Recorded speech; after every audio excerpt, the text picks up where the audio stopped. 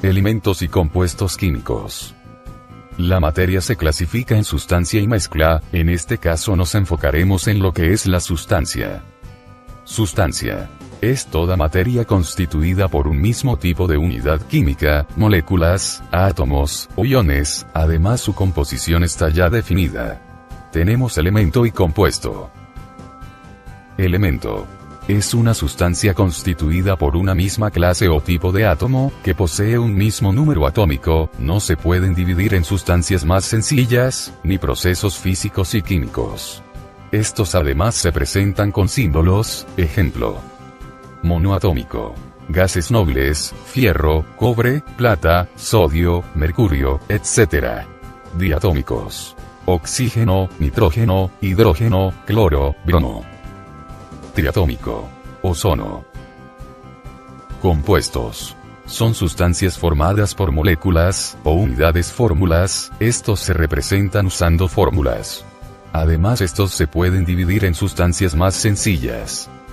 Los compuestos se clasifican según la cantidad de elementos que presenta. Binarios. Agua, amoníaco, metano. Ternarios. Ácido nítrico, ácido sulfúrico, ácido carbónico. Cuaternarios. Bicarbonato de sodio. A continuación veremos el documental completo. El planeta Tierra, una masa rocosa en constante cambio, flotando en el espacio. El tiempo y los cataclismos han llegado a mezclar las distintas sustancias que forman la Tierra, dando lugar a un gran número de combinaciones diferentes. La química es el estudio de estas sustancias y la forma en que se combinan. Química, elementos, compuestos y mezclas.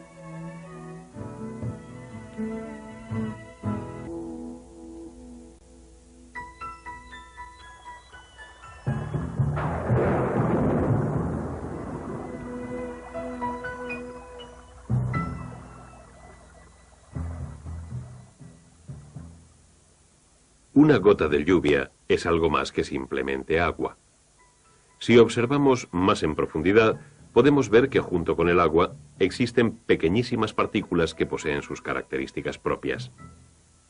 Si miramos más de cerca, veremos que muchas de estas partículas se componen a sí mismo de distintas partes separadas. Al igual que la gota de agua, estas son también mezclas, sustancias con partes que mantienen sus propias características. La mayoría de los materiales que se encuentran en la naturaleza son mezclas.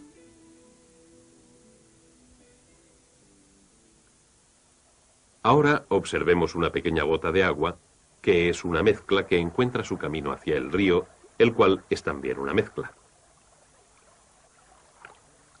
El río fluye por las orillas, mezclas de grava y piedra, arena y tierra, materia vegetal y materia animal. Estas mezclas, arrastradas por el continuo fluir del agua, se añaden a la mezcla que es el río. Los seres vivos también forman parte de esta mezcla, interactuando con ella, pero manteniendo todavía sus identidades separadas. El río muestra una característica de las mezclas muy evidente. Las proporciones de los materiales que constituyen una mezcla pueden variar.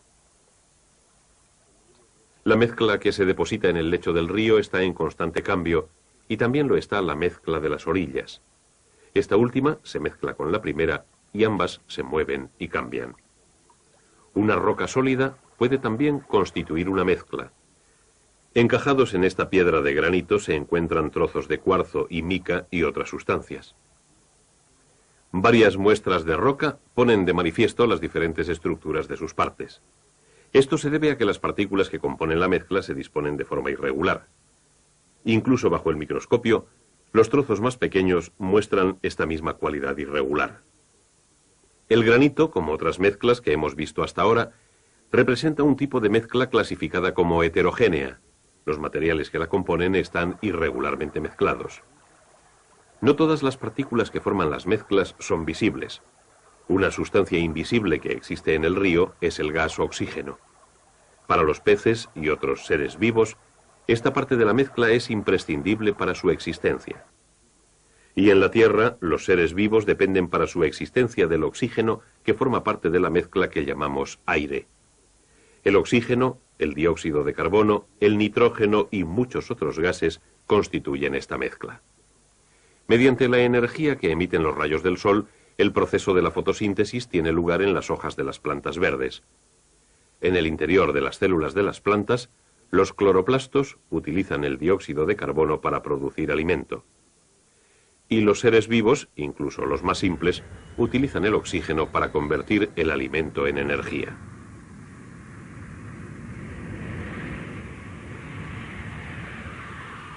Los seres humanos dependemos del oxígeno para producir la combustión. La combustión hace funcionar los motores, caldea las casas, hace funcionar los procesos industriales y añade sus propios residuos como parte visible de nuestra mezcla atmosférica. El agua también forma parte de esta mezcla atmosférica, visible en forma de nubes, niebla, lluvia o rocío, o invisible como un gas, vapor de agua. La mezcla del río contiene algunas partes tan pequeñas que no se ven, y que son parte de la tierra que flota con el río y de las rocas bañadas por este. Con el tiempo, el río vierte su mezcla de sustancias visibles e invisibles en el mar. La salinidad de los océanos es el resultado de las partículas que forman la mezcla demasiado pequeñas para verse a simple vista. Si tomamos una pequeña muestra de agua del mar y dejamos que se evapore, las partículas invisibles que forman parte de la mezcla se unen y forman cristales de sal lo suficientemente grandes como para que puedan verse. Pero cuando los cristales de sal se mezclan con el agua de nuevo, se disuelven. El agua y la sal forman una disolución. Una disolución es una mezcla, pero es diferente del tipo de mezcla que constituye el granito. Las distintas muestras de granito difieren en sus composiciones. El granito es una mezcla heterogénea. Pero en una disolución las partes que la forman están distribuidas por igual. Una disolución es una mezcla homogénea. Todas las muestras de disoluciones contienen la misma distribución y cantidad relativa de materiales. De esta forma, desde una gota de lluvia hasta un gran océano, hemos visto hasta ahora sobre este tema que las mezclas constituyen la mayor parte de la materia de la Tierra, algunas de las cuales son heterogéneas, con partes desigualmente distribuidas, y otras son homogéneas, con partes igualmente distribuidas.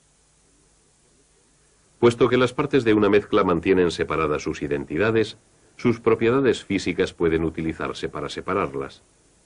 La sangre, por ejemplo, es una mezcla de células, plasma y muchas otras sustancias. Un hematólogo podría querer separar solo los hematíes de esta mezcla. Estos son más densos que cualquier otro componente de la sangre, de forma que se puede utilizar esta propiedad física para producir la separación. Lo podemos hacer mediante la centrifugación.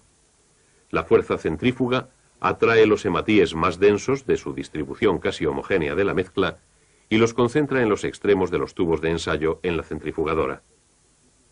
Otra propiedad física que se puede emplear para separar las partes de una mezcla es el punto de ebullición. En la destilación se emplea esta propiedad. Cuando una mezcla contiene una parte que es un líquido, como el agua de mar, podemos entonces simplemente hervir esta parte que se transformará en vapor, y así se recondensará como agua desalinizada. Mientras que solamente una parte de la mezcla de esta agua de mar es un líquido, algunas sustancias como el petróleo crudo son mezclas de varios líquidos. Y la habilidad de los petroquímicos para separar esta mezcla en sus diferentes partes comercialmente importantes es la base de la multibillonaria industria petrolera.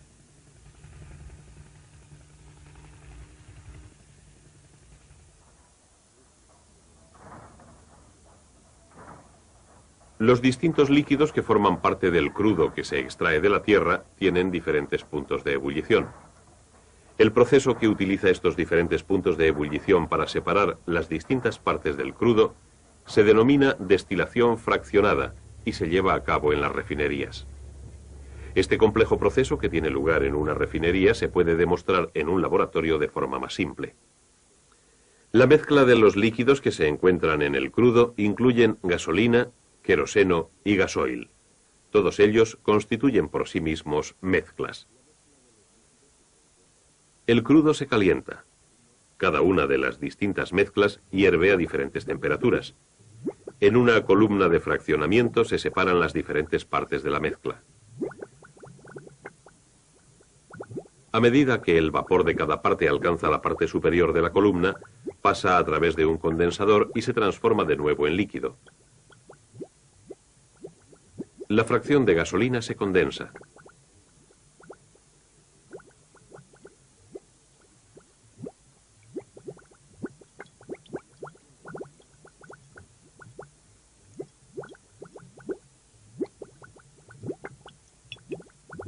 También la fracción de queroseno.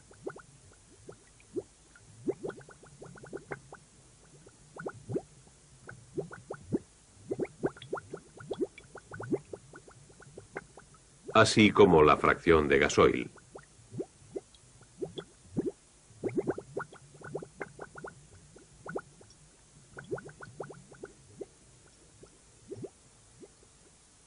De esta forma se puede separar una mezcla aprovechando las ventajas de las diferencias de las propiedades físicas de las distintas partes.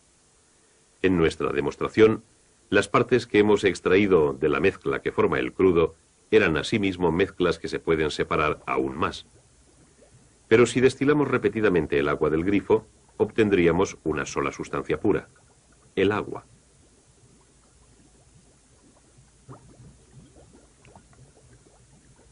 Ahora podemos entender el pequeño diagrama que empezamos a realizar anteriormente. La materia consta parcialmente de mezclas, así como de sustancias puras. No se pueden emplear las propiedades físicas de una sustancia pura para separarla en distintas sustancias. Para separar una sustancia pura como el agua en sus distintas partes se necesitan cambios químicos y no físicos. Una forma de producir un cambio químico es por medio de la electricidad. Si vertemos agua en un aparato como este, podemos producir una corriente eléctrica a través del agua entre los dos electrodos. Esta vez, el burbujeo no es el resultado de un cambio físico en el agua, sino de un cambio químico. Se están produciendo gases en cada electrodo.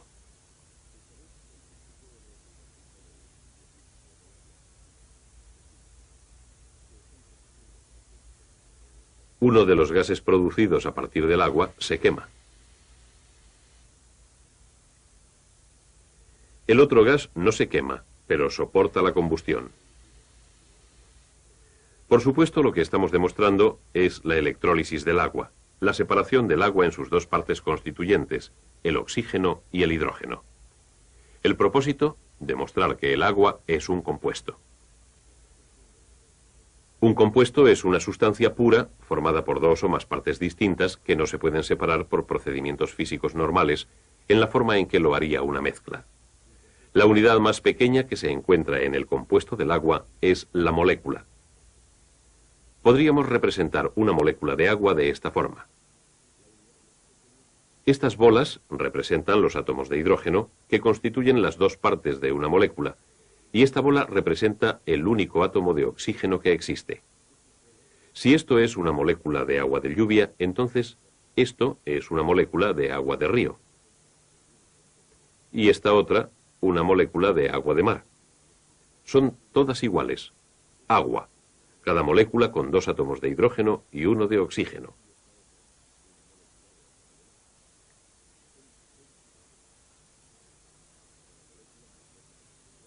Cada compuesto diferente tiene su propia combinación de átomos. En cada muestra de cualquier compuesto, las proporciones de los átomos y su disposición es siempre la misma. Así podríamos describir cualquier molécula de agua como un átomo de hidrógeno, un átomo de oxígeno y un átomo de hidrógeno, o con símbolos químicos con subíndices por medio de la fórmula común H2O.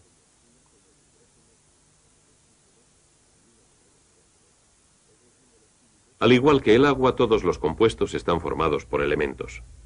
El hidrógeno y el oxígeno son elementos, unidades básicas de materia pura que no pueden separarse o transformarse en otros elementos mediante reacciones químicas.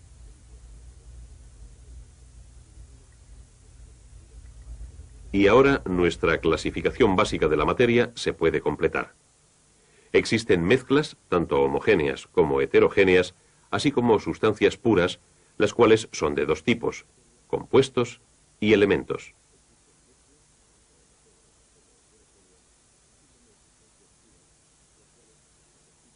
Los elementos constituyen la estructura básica de toda la materia. En la Tierra se producen de forma natural menos de 100 elementos distintos que se encuentran casi siempre en los compuestos y en sus mezclas. Para poder extraer el elemento puro, se requiere normalmente un cambio químico.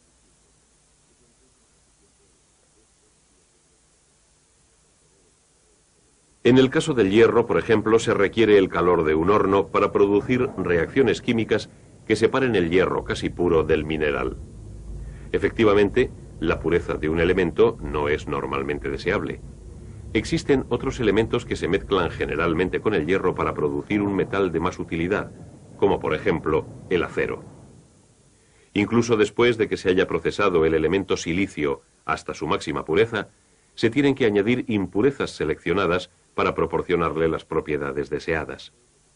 La impureza controlada del silicio en los pequeñísimos chips de los semiconductores afecta a las propiedades del silicio y hace posible el papel básico de este en los circuitos de los microordenadores.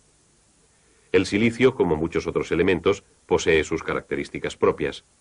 Las propiedades de un elemento sirven para identificarlo. Por ejemplo, podemos determinar si en esta roca se encuentra oro en estado puro o si estos puntos brillantes son otra cosa. Parece oro, pero esto no es suficiente.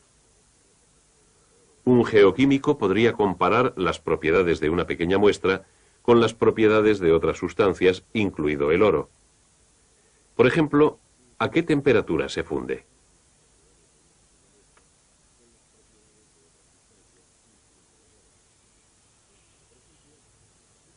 La muestra absorbe gran parte del calor y entonces comienza a derretirse.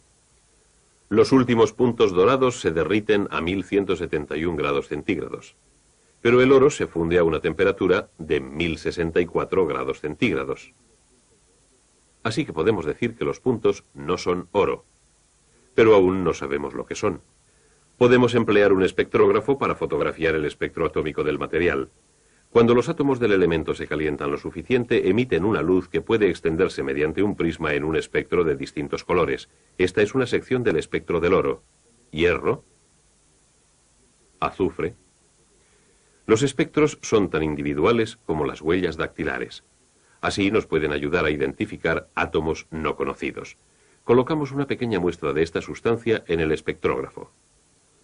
Lo calentamos más allá del punto a que se evapora hasta que sus átomos emitan una luz.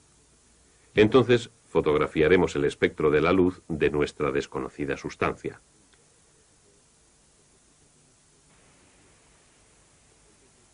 Aquí tenemos una sección de esta fotografía. No concuerda con la misma sección del espectro del oro. Pero ya estábamos casi seguros de que no se trataba de oro. ¿Qué es entonces? Una buena predicción o un proceso de eliminación conduciría a un químico a estos espectros, hierro y azufre. Estos dos elementos juntos concuerdan con nuestra sustancia desconocida, que resulta ser no un elemento, sino un compuesto de hierro, azufre y pirita de hierro, que a veces se denomina oro de tontos.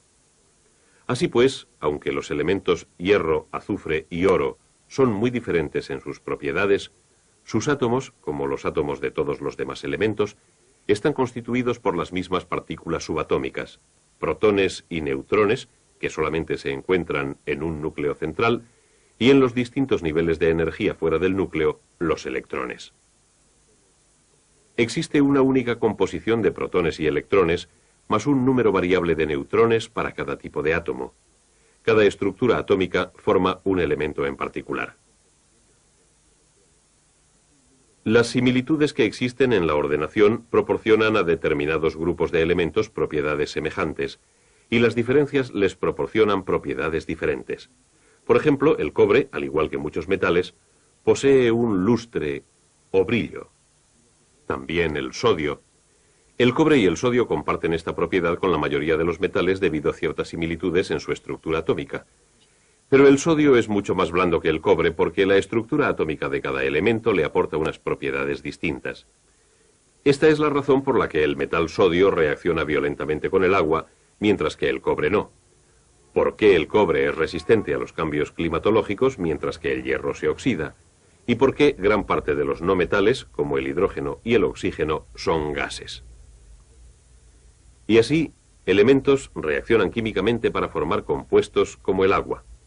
Los compuestos y los elementos combinados físicamente forman mezclas como el agua de mar y las rocas. Los elementos, los compuestos y las mezclas constituyen todos los materiales de nuestra Tierra, incluso la dinámica mezcla que es la vida.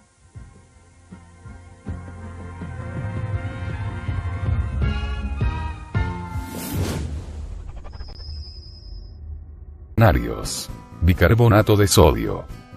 A continuación veremos el documental completo. El planeta Tierra, una masa rocosa en constante cambio, flotando en el espacio. El tiempo y los cataclismos han llegado a mezclar las distintas sustancias que forman la Tierra, dando lugar a un gran número de combinaciones diferentes.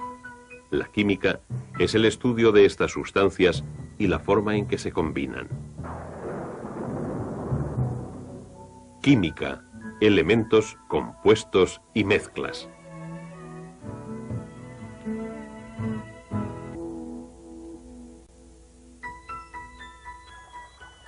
Monoatómico. Gases nobles, fierro, cobre, plata, sodio, mercurio, etc. Diatómicos. Oxígeno, nitrógeno, hidrógeno, cloro, bromo. Triatómico. Ozono. Compuestos. Son sustancias formadas por moléculas o unidades fórmulas, estos se representan usando fórmulas. Además, estos se pueden dividir en sustancias más sencillas. Los compuestos se clasifican según la cantidad de elementos que presenta. Binarios. Agua, amoníaco, metano. Ternarios. Ácido nítrico, ácido sulfúrico, ácido carbónico. Cuaternarios. Ahora observemos una pequeña gota de agua, que es una mezcla que encuentra su camino hacia el río, el cual es también una mezcla. El río fluye por las orillas, mezclas de grava y piedra, arena y tierra, materia vegetal y materia animal. Estas mezclas, arrastradas por el continuo fluir del agua, se añaden a la mezcla que es el río. Los seres vivos también forman parte de esta mezcla, interactuando con ella, pero manteniendo todavía sus identidades separadas. El río muestra una característica de las mezclas muy evidente.